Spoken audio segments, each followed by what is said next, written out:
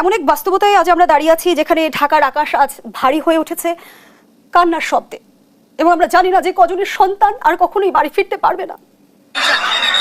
এর দায় আসলে আমরা কাকে দিব, বা সন্তানহারা পিতামাতার যন্ত্রণার সান্ত্বনা আসলে কিভাবে মিলবে? দেখেন, বিষয়টা হলো কি, এটা একটা দুর্ঘটনা। এটাকে দুর্ঘটনা হিসাবে আসলে দেখতে হবে। কারণ এখানে তো আপনি কাকে দায় দিবেন? বিমানের যিনি চালাচ্ছিলেন তিনি তো নিজেও মারা গেছেন, এবং এটা বলা হচ্ছে যে উনি চেষ্টা করেছেন যে এটা লোকালয়ের বাইরে কোথাও নিয়ে যাওয়ার জন্য। কন্ট্রোল রুম থেকে ওনাকে বারবার বলা হচ্ছিল উনি যেন ইজেক্ট করে বেরিয়ে আসেন, মানে নিজের জীবন বাঁচানোর জন্য, এবং ওনার নিজের জীবন বাঁচানোর সুযোগও ছিল। কিন্তু উনি কিন্তু সেই সুযোগটা নিয়ে মানে নেওয়ার চেষ্টা করেননি, বরং উনি চেষ্টা করেছেন যাতে নাকি হতাহতের সংখ্যা কম হয়, এবং উনি চেষ্টা করেছেন, ব্যর্থ হয়েছেন। যান্ত্রিক গোলযোগ ছিল। এগুলো হলো মোটামুটি মানে আমরা যতটুকু দেখেছি, যতটুকু শুনেছি, এসব তথ্য। কিন্তু যে ক্ষতিটা হবার সেটা তো হয়েই গেল। তখন কয়েকদিন আগেও আমরা দেখেছি কিন্তু ভারতের একটা ঘটনা ঘটেছিল। ওটা একটা যাত্রীবাহী বিমান ছিল, সেটা তো যে একটা মেডিকেল কলেজের ক্যান্টিনের উপর যে পড়লো, আর এখানে তো একটা ছোটো ছোটো বাচ্চাদের স্কুলের উপর পড়লো। মোট এই পর্যন্ত যতদূর খবর পেয়েছি 20 জন মারা গেছে। আমরা আল্লাহর কাছে প্রার্থনা করতে পারি যেন মৃতের সংখ্যা না বাড়ে। আমাদের তো দৌড় এই পর্যন্ত, আমরা আর কি করতে পারি? কিন্তু কতগুলো প্রশ্ন কিন্তু থেকেই যায় যে এই বিমানটা কবে কেনা হয়েছিল, এই বিমানগুলো আর কি। এই ধরনের আরও অনেক বিমান আছে বাংলাদেশ সেনা বিমান বাহিনীর কাছে। যতটুকু আমি জেনেছি এ পর্যন্ত প্রায় বিমান বহরের 36টা বিমান আছে, তার মধ্যে অধিকাংশই এই বিমানগুলি, এই F7। এগুলো চাইনিজ বিমান, চীন থেকে কেনা হয়েছিল 2013 সালে সম্ভবত। এবং ইন্টারেস্টিং হলো, চীনের যে কোম্পানির কাছ থেকে কেনা হয়েছিল তারা কিন্তু এই বিমানগুলোই শেষ উৎপাদন করেছে, মানে এটার আমাদের কাছে বিক্রির পর এটা প্রোডাকশনই বন্ধ করে দিয়েছে। তো প্রোডাকশন বন্ধ করতে পারে, এরকম অনেক বিমানই তারা অনেকেই বন্ধ করে দেয়। তাহলে আমরা কি 2013 সালে আবার এখানে কিন্তু পলিটিক্স চলে আসে। 13 সালে কে কিনেছে, কত টাকা দিয়ে কিনেছে, কেনা ঠিক হয়েছে কিনা, ওই সময় কারা ক্ষমতায় ছিল, এগুলো নিয়ে আলোচনা হতে পারে। যেহেতু রন্ধ্রে রন্ধ্রে দুর্নীতির তথ্য আমাদের দেশে আছে, এখানে এটা হতেও পারে। এবং তারও যে বড় কথা, এই একই বিমান কিন্তু এর আগেও দুবার দুর্ঘটনা পতিত হয়েছে, এবং দুবারই কিন্তু যিনি চালক ছিলেন দুভাবে মারা গেছেন। একবার বোধহয় 2018-তে, একবার 2021-এ, যতটুকু আমি পড়েছি, যতটুকু মনে করতে পারি। তার মানে কি এই বিমানটা রিস্কি বিমান। এখন কি হবে? আরও তো বিমান বহরে অনেকগুলো আছে, এখন সবগুলিকে আপনি বাদ দিবেন তাতেও পারবেন, অনেক টাকা দিয়ে কেনা হয়েছে এগুলো। আবার এগুলোতে চড়তেও তো আমাদের বৈমানিকরা কতটা সাহস পাবেন, এখন তো এক ধরনের তাদের মধ্যে এক ধরনের টেনশন কাজ করবে। তো সব মিলিয়ে না একটা এলোমেলো অবস্থা। এখন এটার সমাধান কিভাবে হবে এটা তো আমরা বলতে পারবো না, কিন্তু বড় ক্ষতি হয়ে গেল ভাই। আমাদের অনেকগুলি বাচ্চা, এই এক একটা বাচ্চা মনে করেন মানে কত স্বপ্ন এদেরকে ঘিরে, তাই না? এবং তারা বুঝতেও পারলো না তাদের মৃত্যুটা কেন হলো, কি ছিল তাদের অপরাধ। তাদের তো কোনো অপরাধ নেই, নিষ্পাপ বাচ্চারা সবাই।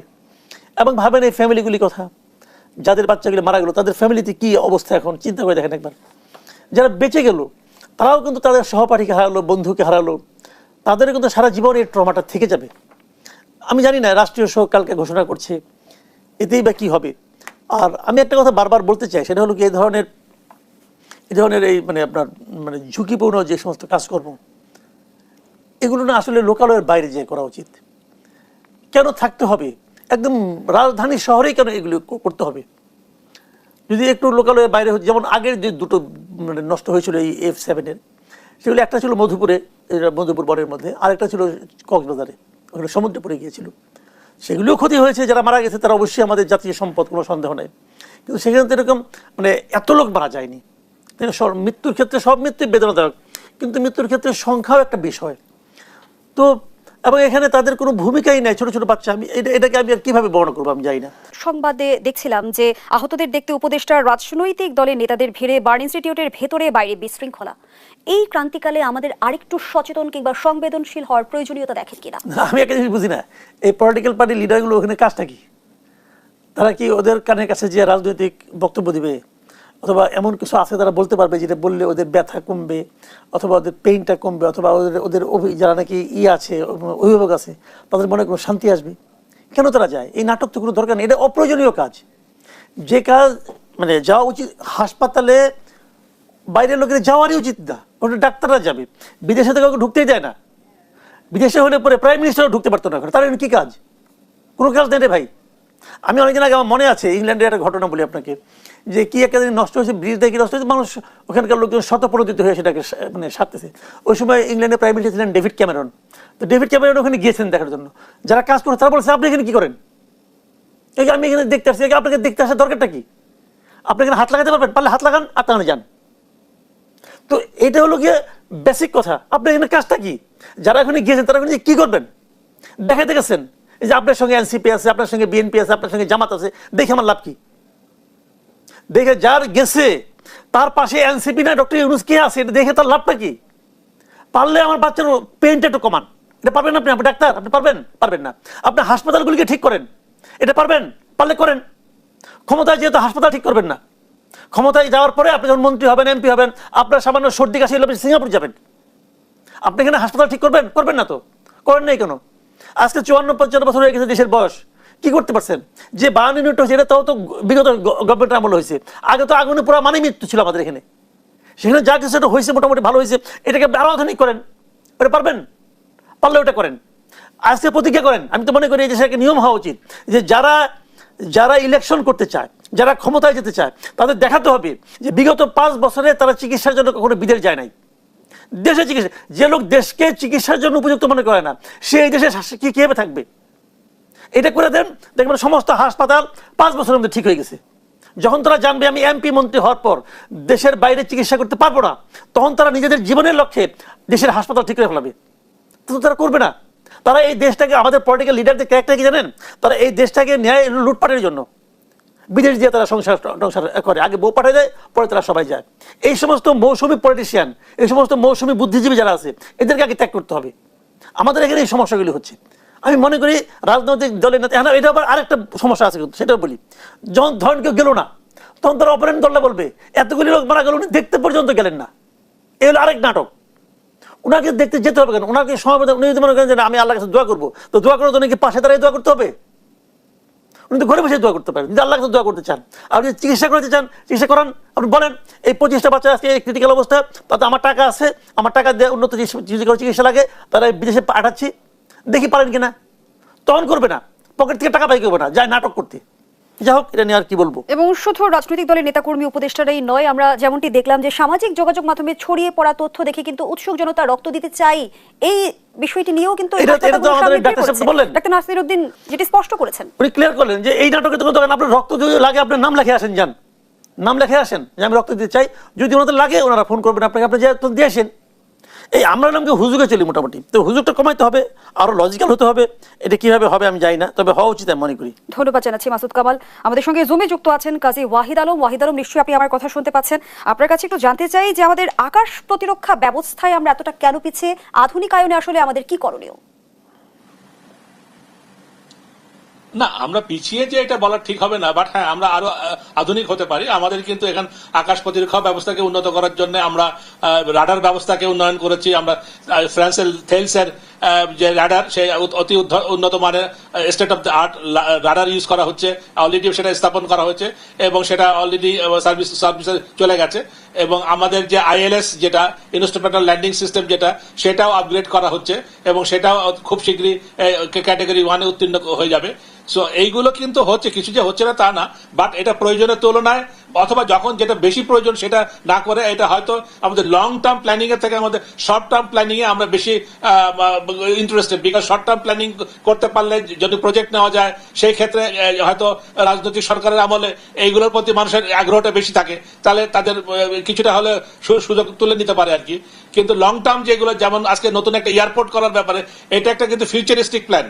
একটা এয়ারপোর্ট করতে গেলে মিনিমাম 10-12 বছরের পরিকল্পনা করে করতে হবে।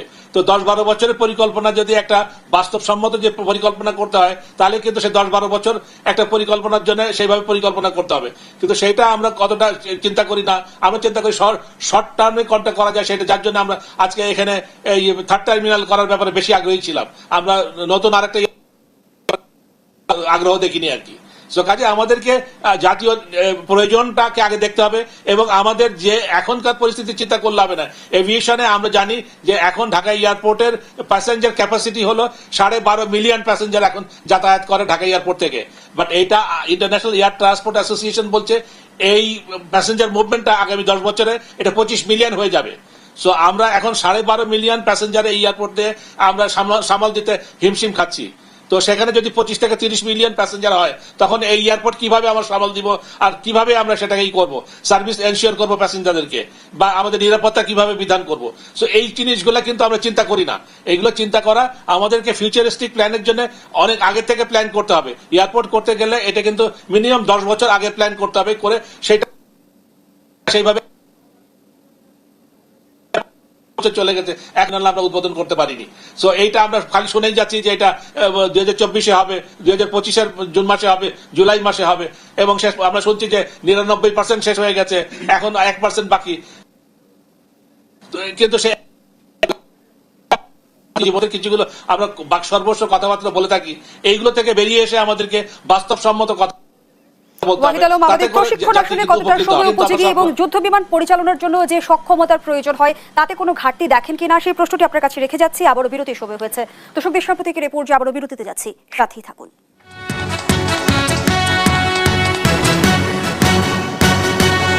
আবারও আমন্ত্রণ, আপনারা দেখছেন দেশ সাম্প্রতিক, নিবেদন করছে Arail angle, channel and square বার। আমরা আবারও জুমে যুক্ত হচ্ছি, আমাদের সঙ্গে যুক্ত আছেন কাজী ওয়াহিদ আলম।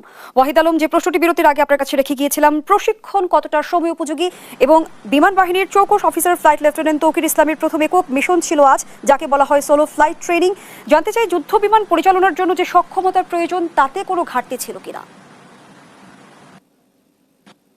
আমি মনে করি না সে আমাদের বিমান বাহিনী যারা বৈমানিক আছেন তাদের মধ্যে কোনো ঘাটতি আছে। আমাদের বিমান বাহিনীর প্রত্যেকটা বৈমানিকই কিন্তু চৌকস, এবং তাদের ট্রেনিং ব্যবস্থাপনা অত্যন্ত উন্নত মানের।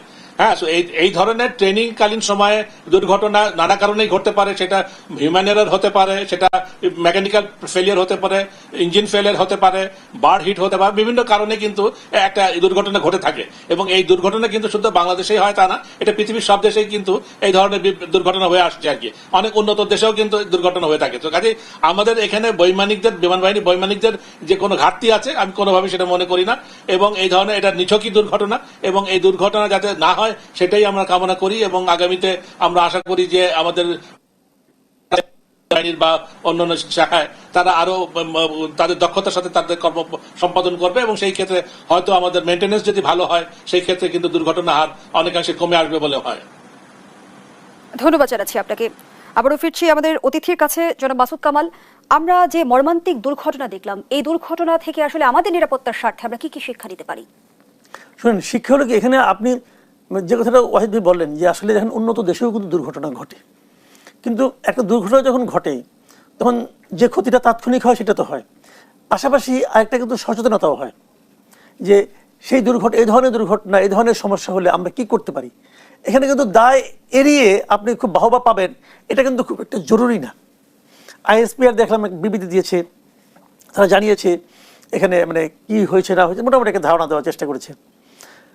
তো এই ধারণাটা আমার কাছে গ্রহণযোগ্য মনে হয়েছে যে দেখেন, বৈমানিকের আপনি যদি দোষ দিতে চান তবে উনি তো নিজের জীবনটাই দিয়ে দিলেন, তাই না? এবং উনি তো আকাশে ওঠার পর প্রথমে ইনফর্ম করেছেন কিন্তু কন্ট্রোল টাওয়ারকে যে আমি মানে এটা নিচের দিকে নেমে যাচ্ছে, এবং উনি তো চেষ্টা করছেন কীভাবে কী করতে হয় সবই তো উনি জানেন। না জানলে তো ওনাকে আর একা একা উঠতে দেওয়া হতো না। আর উনি মানে একদম বোঝেন না তা তো না, ভালোই বোঝেন। আর উনি নিজেও তো সাহস করেছেন সব জেনে বুঝেই। সেক্ষেত্রে আমি যতটুকু আমার কমন সেন্স সাধারণ মানুষের মতো করে আমরা যা বুঝি আর কি, এটা ভাই বিমানেরই একটা টেকনিক্যাল ফল্ট। এখন এই ফল্ট হতেই পারে, এই ফল্টও হতে পারে, কিন্তু সব কিছু ঠিকঠাক থাকার পরেও কিন্তু হতে পারে। আমরা যে ইন্ডিয়ার যে ঘটনাটা দেখলাম, যতটুকু এখন পর্যন্ত খবর পাওয়া গেছে যে পাইলট নিজেই নাকি তেলের সুইচটা অফ করে দিয়েছিলেন। এখন আসলেই দিয়েছিলেন না কি হয়েছিল এটা কিন্তু আমরা এখনো জানি না, কারণ ওখান থেকে তো আর কেউ নাই এখন। তো এখানেও হয়তো আরও তো ইনভেস্টিগেট করলে আরও কিছু বেরিয়ে যাবে। আমার কথা হলো কি, আপনারা ইনভেস্টিগেট করেন, ইনভেস্টিগেট করার পর আপনি যা কিছু পাবেন সেটাকে পরবর্তী একটা দুর্ঘটনা না ঘটার ক্ষেত্রে যেন আপনারা প্রয়োগ করেন। আমার খালি এইটুকু অনুরোধ যে যা গিয়েছে, যা ক্ষতি হয়েছে সেটা তো আমি আর ফেরত পাবো না, কিন্তু আগামীতে যেন এই ধরনের ক্ষতির কথা আমাদেরকে দ্বিতীয়বার ভাবতে না হয়, আমরা যেন এই ধরনের ক্ষতির মুখোমুখি দ্বিতীয়বার না হই, সেই বিষয়টার ব্যাপারে যারা কনসার্ন আছেন তাদেরকে সতর্ক হতে হবে। আর দ্বিতীয় কথা হলো, এই ঘটনাটা নিশ্চয়ই একটা তদন্ত হবে। তদন্তে যদি কোনো কারো গাফলতি ধরা পড়ে সেটাও কিন্তু দেখতে হবে। কারণ গাফলতি এখানে অনেক ধরনের হতে পারে। বিমান উড্ডয়নের ক্ষেত্রে সেটা যাত্রীবাহী হোক আর যুদ্ধ বিমান হোক, এগুলো কিন্তু যখন আকাশে ওঠে, এটা তো বাস না যে অ্যাক্সিডেন্ট হলো, সমস্যা হলো, থেমে গেলো, নেমে ঠিকঠাক করলো, ওখানে তো ঠিকঠাক করার কোনো সুযোগ থাকে না। কাজে যখন নাকি আকাশে ওড়ার আগে অনেকগুলো কিন্তু আপনার চেকিংয়ের ব্যাপার স্যাপার আছে, প্রত্যেকটা পয়েন্টে তারা চেক করে, এবং এটাকে রেগুলার মেনটেনেন্সের একটা ব্যাপার কিন্তু আছে। এখন সেগুলোর ক্ষেত্রে কোথাও কোনো ঘাটতি ছিল কিনা, ঘাটতি মানে কেউ করেছে কিনা, কেউ নিজের কাজের দায়িত্বের গাফলতি করেছে কিনা, সেগুলো আমি মনে করি আইডেন্টিফাই করা খুব জরুরি, এবং এগুলো দ্রুত বেগে করা উচিত। দেখবেন এর মধ্যে অনেকে হয়তো ধরাধরি শুরু হয়ে যাবে, যদি কেউ দায়ী থাকেন সে হয়তো বাঁচার জন্য কাউকে কাউকে ধরবেন, অমুক বলবেন তমুক বলবেন। এই সমস্ত ব্যাপারে কঠোর পদক্ষেপ নেওয়া উচিত বলে আমি মনে করি। ধন্যবাদ জানাচ্ছি আপনাকে। আমাদের সঙ্গে এই মুহূর্তে জুমে আবারও যুক্ত হয়েছেন অধ্যাপক ডাক্তার মোহাম্মদ নাসিরউদ্দিন। ডাক্তার নাসিরউদ্দিন, আপনার কাছেও জানতে চাই আবারও যে আমরা যেমনটি আসলে সংবাদে দেখছিলাম কিছুক্ষণ আগে, যে এখনো আসলে উৎসুক জনতার ভিড় রয়েছে বার্ন ইউনিটের সামনে, উৎসুক জনতার উদ্দেশ্যে আপনি কিছু বলতে চান কিনা, আর দগ্ধরা প্রয়োজনীয় চিকিৎসা পাচ্ছে কিনা? ধন্যবাদ। আমি আসলে সারাটা দিনই আজকে দুপুরের পর থেকে অন্তত কয়েকবার নিজে নিচে গিয়ে আমি কথা বলেছি। আমাদের চিকিৎসার পাশাপাশি আমাদের আসলে এই ম্যানেজমেন্টের এই পোর্শনটা আমাদের জন্য আসলে সত্যি বেদনাদায়ক, যে আমরা যে প্রক্রিয়ায় বার্নের চিকিৎসা হয় তাতে মানুষের ভিড় অত্যন্ত ক্ষতিকর একটা ব্যাপার। আমরা তো আমাদের যারা চিকিৎসক আছে সকাল থেকে কন্টিনিউয়াসলি আমরা পালাক্রমে বলতে পারেন যে শিফটিং করে করে প্রত্যেকটি জায়গাতে চিকিৎসা দিয়ে যাচ্ছি। কিন্তু এই যে বাইরে যে লোকটা আপনি দেখছেন, আমি কিছুক্ষণ পরপরই গিয়ে আমার এইচডিউর সামনে, আমার আইসিইউর সামনে গিয়ে আমাকে বলতে হচ্ছে যে আপনাদের বাচ্চাদের চিকিৎসার সাথে আপনারা থাকবেন না, কারণ এই হসপিটালের চিকিৎসা ব্যবস্থাটা এমনই, কারোর কোনো ওষুধপত্র কিনতে হয় না, কারোর বাইরে থেকে কোনো সার্ভিস প্রয়োজন হয় না, আমার নার্স ডাক্তাররা এনাফ। তো এই জায়গাগুলোতে আমি বলতে সারাদিনে আমি খুবই নিজেই এক্সস্ট ফিল করছি যে আর কতভাবে আমরা বুঝাইতে পারি। আমি মনে করি যে আপনারা এখন এই দায়িত্বটুকু পালন করেন, মানুষকে বলেন, বুঝান যে আমরা চিকিৎসার জন্য তার বাচ্চারা যারা চিকিৎসা নিতে এখানে আসছে তাদের চিকিৎসার বিন্দু মাত্র কোনো সংকট হবে না। চিকিৎসকের সংকট নাই, নার্সের সংকট নাই, ওষুধের সংকট নাই, কোনো কিছু তাদের কারোকে কিছু করতে হবে না, তাদের রোগীর পাশে থাকারও তেমন কোনো বিষয় নেই, এবং রক্তের প্রয়োজনীয়তাও নাই। যা কিছু আছে এভরিথিং আমরা ক্যাটাগরিক্যালি আমরা সবকিছু ম্যানেজ করে ফেলেছি, কারণ এগুলো তো আমরা অভ্যস্ত। আমরা রোগী আসার আগে থেকে আমার হসপিটাল প্রস্তুত ছিল, আমরা যখনই সংবাদ পেয়েছি। তো এই জন্য আমার পক্ষ থেকে এইটুকুই বলার যে আননেসেসারি এই ভিড়টা যাদের ভালো হয়ে যাওয়ার সম্ভাবনা আছে তাদের জন্য অত্যন্ত ক্ষতিকারক হবে। Cross infection is very dangerous. তো এই জায়গাগুলোতে আপনারা ভূমিকা রাখবেন বলে আমি মনে করি। আর আমি আসলে এই মুহূর্তে আমার যারা চিকিৎসক যারা আছে তাদের সঙ্গে পরবর্তী পদক্ষেপ নিয়ে আমি কথাবার্তা বলছি। সুতরাং আপনাদেরকে আমি বলবো যে আমাকে একটু ক্ষমা করবেন, কারণ আমি সবাই বসে আছে, আমার ফার্দার সকালবেলা আমি কি করব, রাত 12টার পরে কি করবো, সমস্ত স্ট্র্যাটেজি গুলোকে আমাকে নিতে হচ্ছে। জানেন আপনারা burn is a dynamic process, প্রতি মুহূর্তে আসলে 1 ঘন্টা পর চিকিৎসার পদ্ধতি চেঞ্জ করতে হয়। তো যে কারণে আমি আসলে অত্যন্ত দুঃখিত, আপনাদের সঙ্গে আর বেশি কথা বলতে পারছি না।